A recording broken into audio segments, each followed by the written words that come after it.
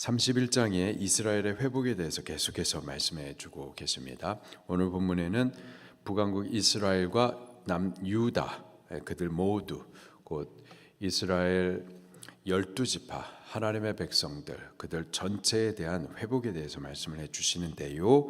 그 회복의 내용을 한 세 가지로 이렇게 구분지어서 말씀을 해 주세요. 같이 23절 말씀을 읽겠습니다. 시작. 만군의 여호와 이스라엘 하나님께서 이와 같이 말씀하시니라.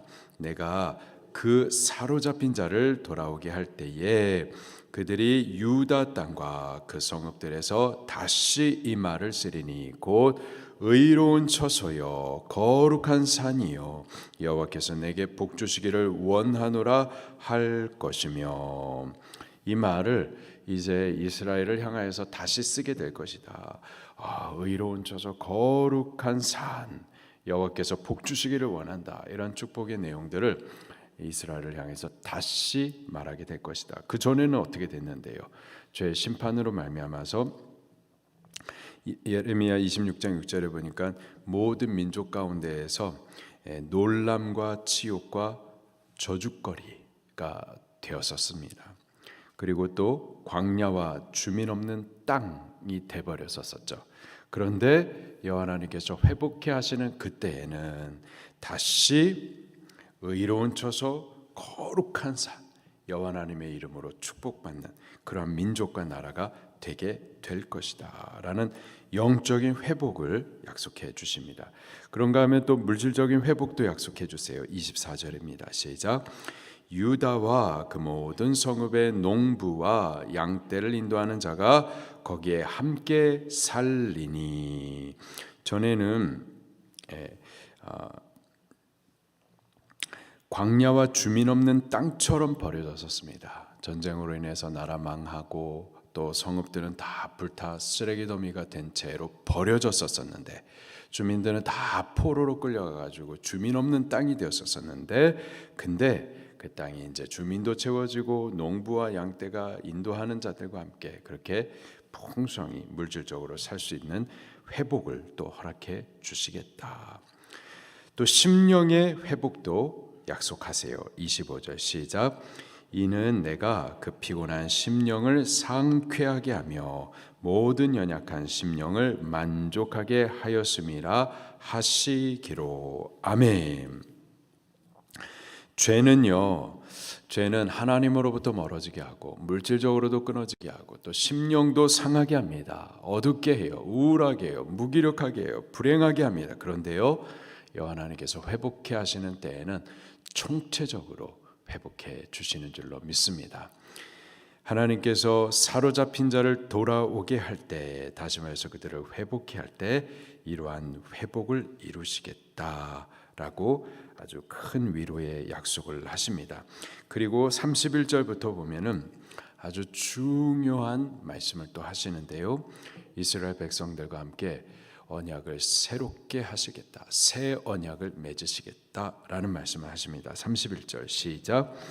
여호와의 말씀이니라. 보라, 날이 이르리니 내가 이스라엘 집과 유다 집에 새 언약을 맺으리라. 새 언약이라고 하면은 그 전에 옛 언약이 있었던 거예요.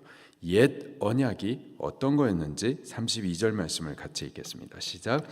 이 언약은 내가 그들의 조상들의 손을 잡고 애굽 땅에서 인도하여 내던 날에 맺은 것과 같지 아니할 것은 내가 그들의 남편이 되어서도 그들이 내 언약을 깨뜨렸음이라. 여호와의 말씀이니라. 옛 언약, 이전에 있었던 언약은 이스라엘 백성들을 애굽에서 구원하시고 약 2개월 동안 광야를 걷다가 시내산에 도착을 하게 됩니다. 바로 거기서 하나님께서 모세를 불러들이시죠. 그리고 율법의 말씀을 주세요. 그래서 그 언약을 시내산 언약이라고도 말하고 모세 언약이라고도 말하고 율법 언약이라고도 말하고, 그 율법은 이렇게 시작하죠. 내 말을 잘 듣고 내 언약을 지키면, 지키라. 그 행위를 요구를 하세요. 순종을 요구하십니다. 그래서 행위 언약이라고도 말을 합니다. 그래서 하나님의 그 율법의 말씀 두 돌판에 새겨진 그 계명의 말씀을 저들에게 주시면서 이것을 행하라, 순종하라. 순종하면은 이러이러한 복을 받거니와 그러나 불순종하면은 이러이러한 저주를 받을 것이다. 이 언약의 말씀을 그렇게 두 돌판에 적어가지고 저들에게 줬었습니다. 근데 그 언약의 결과가 어땠나요? 이스라엘 백성들이 순종했나요? 하나님의 언약을 지키기에 저들이 성공했었나요? 불순종했었죠. 하나님의 언약을 지키기에 실패했었습니다. 하나님의 언약을 깨뜨렸었어요. 저들은 분명히 하나님께서 두 돌판을 통해서 분명하게 기록해 주신 그 율법의 말씀, 언약의 말씀들을 알았지만은 이 언약이 두 돌판에 새겨져 있어요. 저들의 마음에는 새겨져 있지 않아요. 두 돌판에 새겨져 있어서 분명히 볼 수는 있지만 저들의 마음에 새겨지지 않아가지고 마음에 없어요. 그 율법의 말씀을 지킬 마음이 없는 거예요. 행할 능력도 없어요. 결국은 그 율법을 깨뜨려 버렸습니다. 저들이 하나님과의 언약의 관계에서 하나님 저들의 남편인데 그 남편에 대하여서 순결을 지키지 못하고 이방 신들을 섬기면서 그렇게 영적 간음을 행했었죠. 그렇게 언약을 깨뜨렸었습니다. 그래서 하나님께서 저들을 위해서 새 언약을 맺어 주시겠다라고 말씀을 하시는 거죠. 그 새 언약에 대해서 옛 언약과 어떻게 차이가 나고 어떤 결과가 있는지에 대해서 33절 말씀부터 또 보겠습니다. 시작. 그러나 그날 후에 내가 이스라엘 집과 맺을 언약은 이러하니 곧 내가 나의 법을 그들의 속에 두고 그들 마음에 기록하여 나는 그들의 하나님이 되고 그들은 내 백성이 될 것이라 여호와의 말씀이니라. 자, 새 언약, 저들과 새롭게 맺으실 새 언약은 과거에는 두 돌판에다가 기록을 했었는데 이제는 저들 속에 두겠다. 저들 마음에 두고 저들 마음판에다가 기록하겠다. 그렇게 말씀을 하십니다. 과거에는 하나님의 그 언약의 말씀, 그 말씀이 돌판에 새겨져 가지고 알아요, 봅니다. 그러나 마음에는 없었어요. 마음에 없어 가지고 지키려고 하지 않았었던 거죠. 그런데요, 새 언약의 말씀은 두 돌판에다가 새기는 것이 아니라 너희 마음에다가 두시겠다. 마음판에다가 기록하시겠다. 그 마음을 새롭게 하시겠다라는 약속이죠. 동일한 약속을 에스겔에서도 기록해주고 있어요. 같이 찾아보겠습니다. 에스겔 36장. 에스겔 36장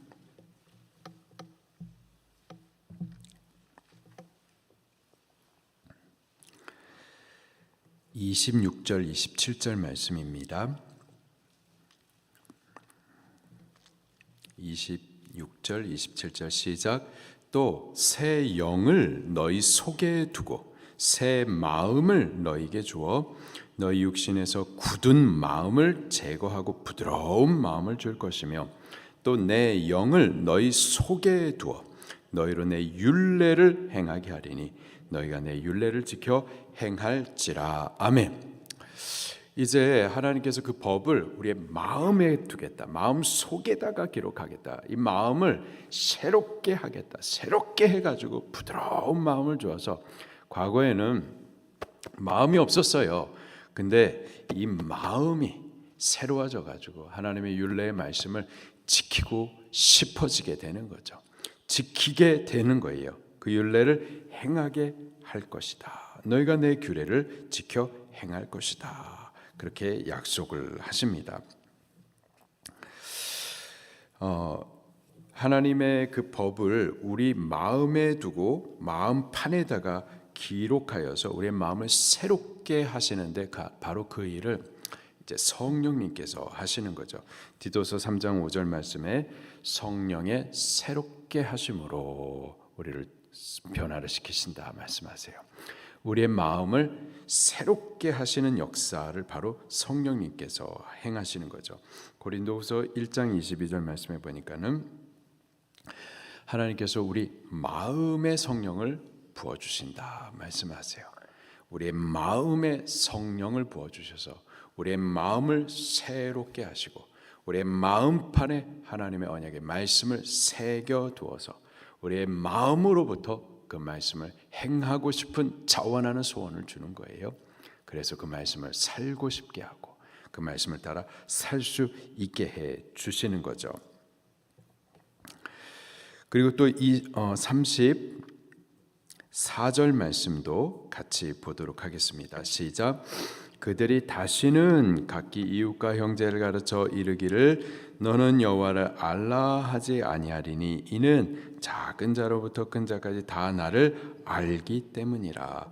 내가 그들의 악행을 사하고 다시는 그 죄를 기억하지 아니하리라. 여호와의 말씀이니라. 새 언약의 결과가 또 어떤 거냐면은 이 언약의 말씀이 체결된 자들, 하나님의 율법의 말씀이 마음판에 새겨진 이들마다 여호와 하나님을 다 알게 된다라는 거예요. 그래서 안다라는 것은 단순히 지적으로만 안다라는 게 아니라 경험적으로 알고 또 그분과 사귐과 교제를 통하여서 친밀히 관계한다라는 의미가 있는 거죠. 그리고 그 악행을 사하고 다시는 죄를 기억지 않게 할 것이다.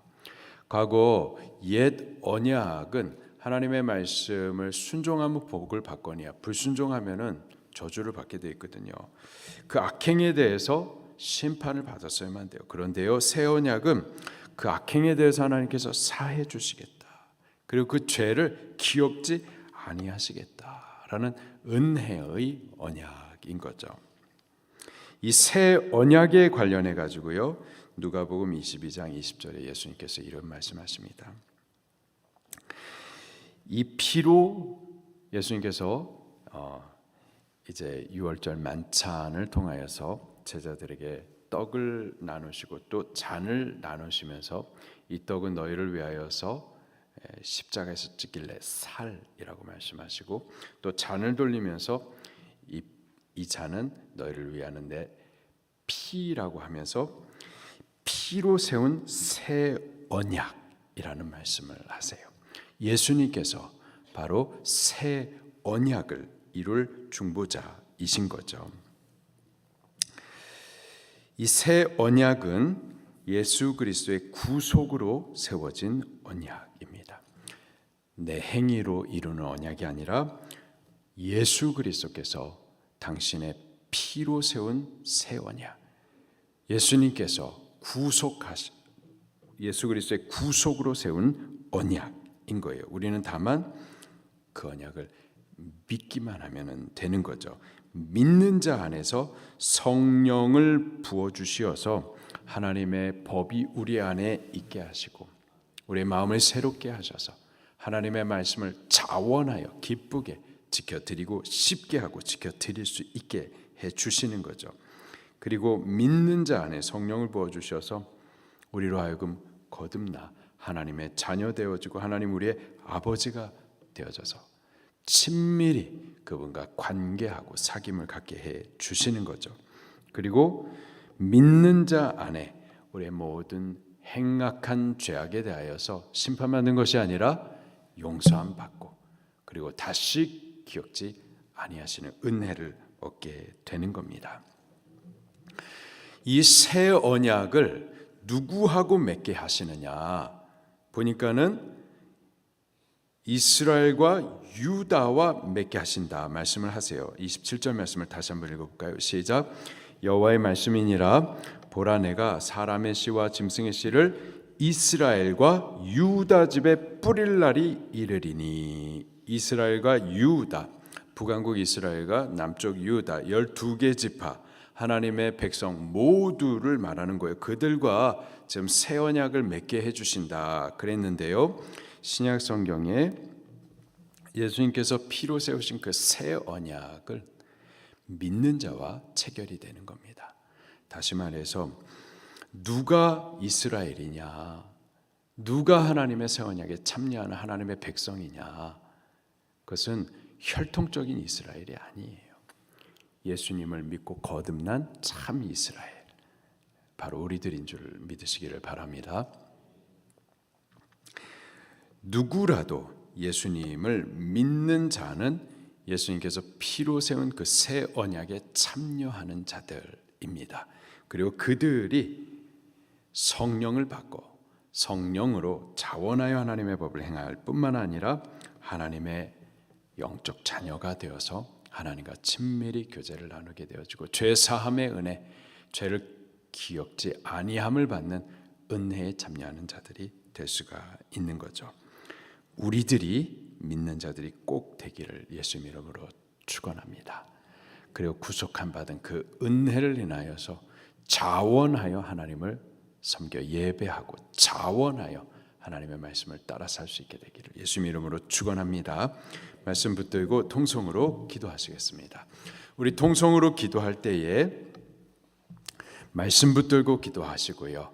그리고 오늘 명절이라 많은 분들이 또 죽은 조상을 제사하는 일들을 이렇게 알지 못하여서 하나님 앞에 크게 망할 죄악을 범하는 일들을 행하는데 우리 일들을 놓고서도 같이 기도하십시다. 우리 가정들이 예수님을 꼭 알고 오직 홀로 예배 받으시기 합당한 여호와 하나님 그분만 예배할 수 있도록 꼭 우리와 같이 예수 그리스도를 믿고 구원에 참여할 수 있도록 우리 가정 구원을 위해서 같이 기도하십시다. 그리고 우리 성도님들을 위해서도 같이 기도하십시다. 가족들을 만나러 오고 가는 그 길들을 안전하게 지켜달라고, 모여서 같이 예배할 수 있는 은혜가 있을 수 있게 해달라고, 또 복음이 나뉘어질 수 있게 해달라고 기도하십시다. 그리고 아직까지 믿지 못하는 가정들로 인하여서 제사의 문제 등 신앙의 어려움을 당할 수 있는데 피할 길을 허락하여 달라고도 같이 기도하십시다. 통성으로 기도하시겠습니다. 하나님 아버지, 우리는